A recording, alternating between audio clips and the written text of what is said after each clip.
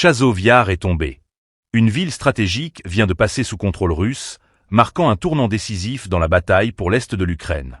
Ce n'est plus une hypothèse, c'est désormais une réalité militaire qui redessine les lignes du front.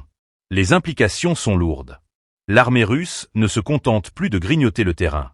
Elle avance, avec méthode et brutalité. Avant d'aller plus loin dans ce décryptage crucial, pensez à vous abonner et à partager ce reportage. Ce qui se joue ici pourrait redéfinir l'équilibre militaire dans le Donbass. Les forces armées russes ont officiellement pris le contrôle de Chazov Yar, dans la République populaire de Donetsk. L'annonce a été faite ce 31 juillet par le ministère russe de la Défense. Ce succès intervient après plusieurs mois d'offensive menée par le groupe des forces du Sud, qui opérait dans l'axe Kramatorsk-Druzhkovka.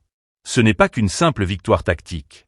Chazov Yar, perché sur des hauteurs stratégiques, constitue une position dominante dans la région. Cette ville est coupée en deux par le canal Seversky-Donets-Donbass, un point géographique clé qui offre une vue directe sur Slaviansk et Kramatorsk, deux bastions encore tenus par l'armée ukrainienne. L'enjeu est donc double.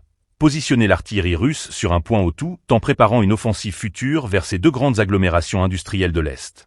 L'importance de cette prise ne se limite pas à l'aspect géographique.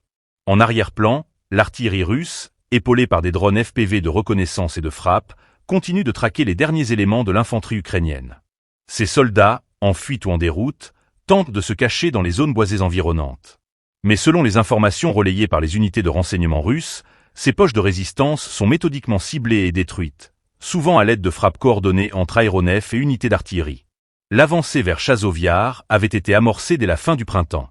Mois après mois, quartier après quartier, les forces russes ont entamé une manœuvre d'encerclement appuyée par des bombardements constants. Cette dynamique s'inscrit dans une logique plus large. Neutraliser les capacités de défense ukrainiennes dans le Donbass en isolant progressivement les points névralgiques.